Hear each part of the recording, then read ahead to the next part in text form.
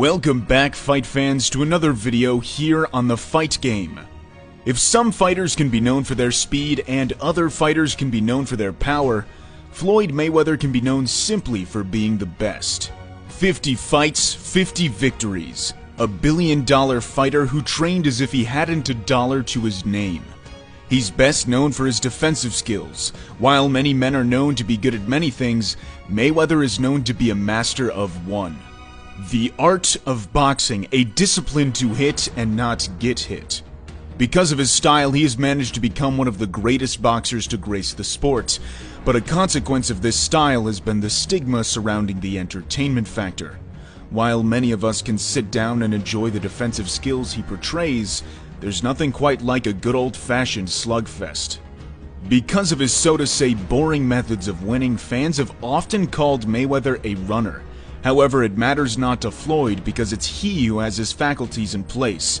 And after all, the only thing that truly mattered was the name of the game: to win. But what many don't realize is that Mayweather's career spans over the course of 20 years, and that the Mayweather you see in the defensive highlight reels is not the same Mayweather that brought him to the pinnacle of the sport. Before he was called Money Mayweather, he went by the name Pretty Boy. And this version of Floyd, well, he was far from boring. He was not shy in bringing the full capability of his power to the ring. He pushed the action, he went for the knockout, he put his opponents on the back foot. When Floyd Mayweather was in his natural weight division of 130 pounds, he was the absolute opposite of boring. He was the quintessence in the finesse of aggressiveness. So while Mayweather had some beautiful defensive moments in the latter stages of his career, we wind back the clock to where Floyd Mayweather was not known as Money, but as Pretty Boy. Welcome to this video here on the Fight Game, where we take a look at the origin of intellect in the breakdown of the pugilistic science of Floyd Pretty Boy Mayweather. Floyd Mayweather made his professional debut at 19 years old with Jeff and Roger Mayweather in his corner. If you find the referee familiar, that's no other than Kenny Bayless. Mayweather had been a promising prospect after just competing in the Olympics, and Mayweather was eager to get the ball rolling in the professional ranks. From the offset, we can see how Mayweather's style is more invasive rather than evasive. Notice Mayweather maneuvering his head to the sides. This is a fundamental component that makes part of the Pretty Boy style. On the surface, it's to keep his head off the straight line, making it difficult for the opponent to set up a punch. But it also tests the opponent's reactions. Mayweather figures out how his opponent reacts when he jolts to the left and to the right, and with this information he can decide what to throw and when to throw. His constant maneuvering makes him unpredictable. His attacks are based off his opponent's openings, and because of that, it's almost impossible to tell when and what Mayweather will throw. Soon, Mayweather got his opponent to the corner and dropped him for the first time. With his opponent hurt, Mayweather let go of a number of flurries. And he hits him with a right, and Apodaca, it's just a matter of time. The start of the second round saw Mayweather drop his opponent again with another body shot to win the fight. A very successful pro debut for Floyd Pretty Boy Mayweather. The following fight saw Mayweather collect a string of knockouts. He improved as you would expect from a young fighter. The competition was never going to be world-class in the beginning stages, but seeing the beginning stages of mastery at work is still a sight to behold. His pot-shot jab to the body was effective in slowing his opponents down, and he even dropped an opponent with one too. His reputation was one of a power puncher, not like the defensive one he has today. But on top of his power, he had remarkable skill. Watch him here synchronize a strike with his opponents. Leaning his head to the left prompts a jab from the opponent, and Mayweather simultaneously splits the guard with his right hand. This is an attack of precise timing and extremely effective against one of opposite stance. Another notable mention of a boxer who also does this is Manny Pacquiao.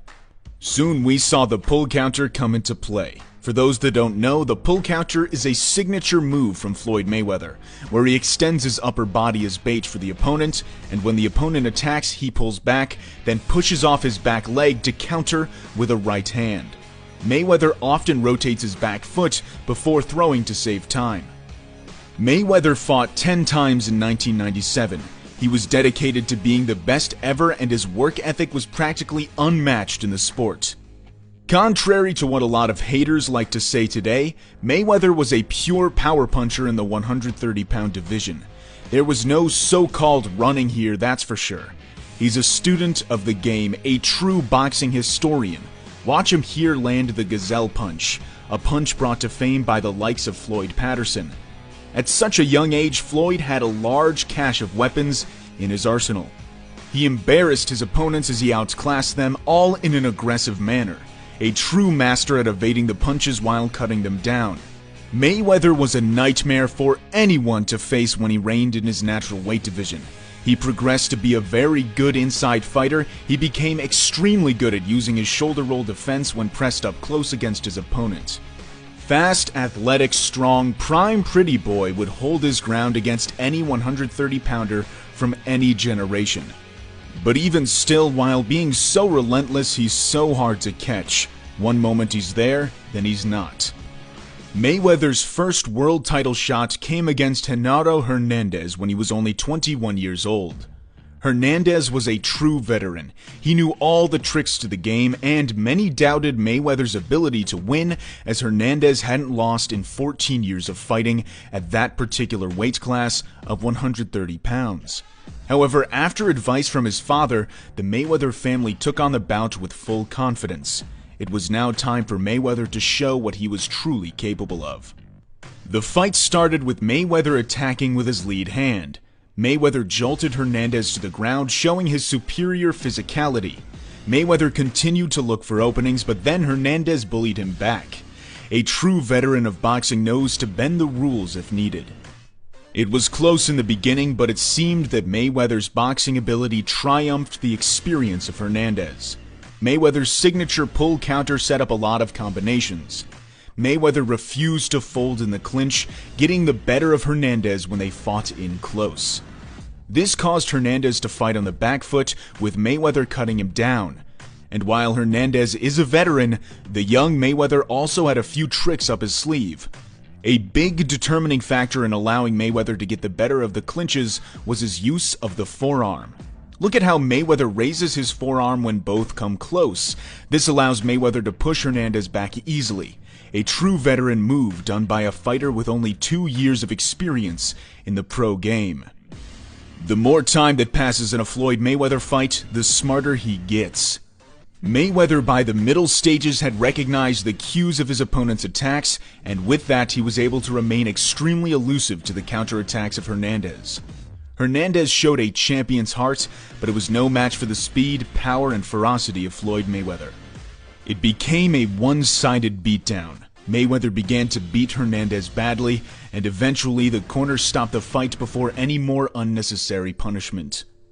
Mayweather clearly emotional after winning his first ever world title. Years of hard work and dedication finally bared its fruits, and Mayweather had really solidified himself as one of the top champions in the sport. For show of respect for a great champion who was beaten by a younger, better fighter tonight. No better said.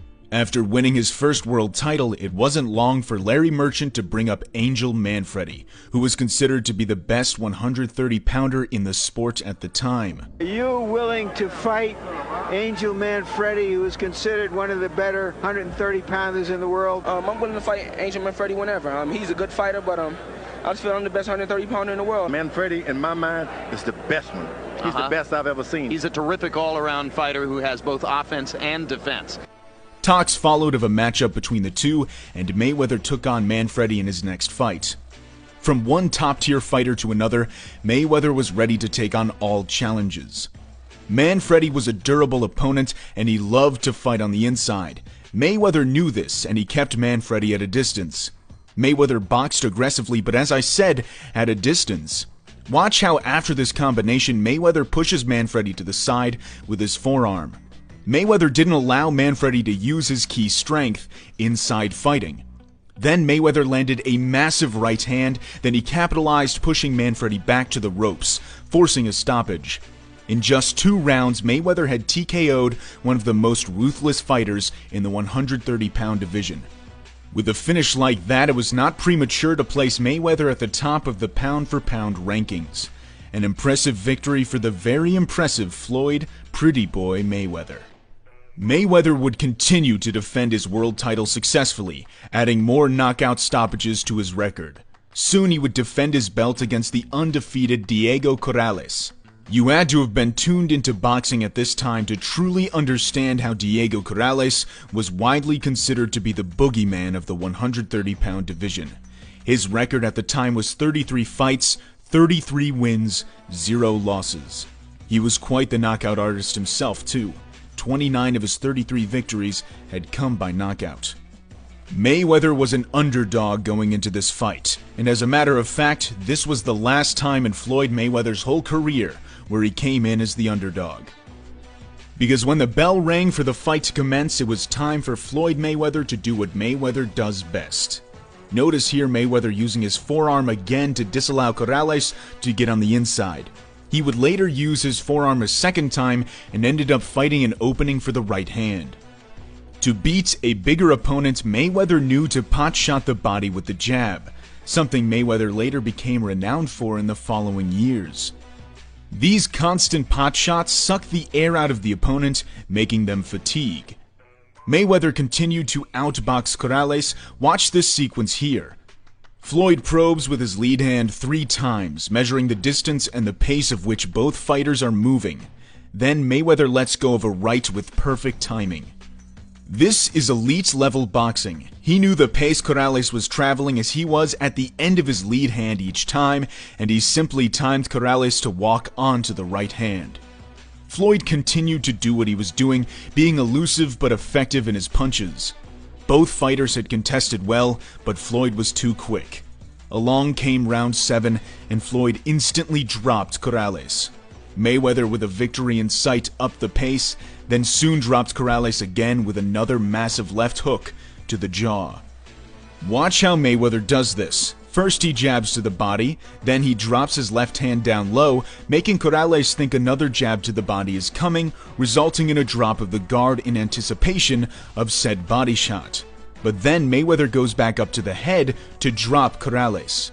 To do this real time in the ring can only be done by the most intelligent of boxers.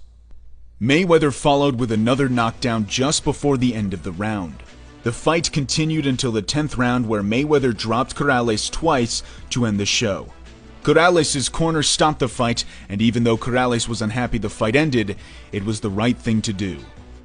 Mayweather defied the odds. He triumphed in Las Vegas and solidified himself as boxing's pound-for-pound best.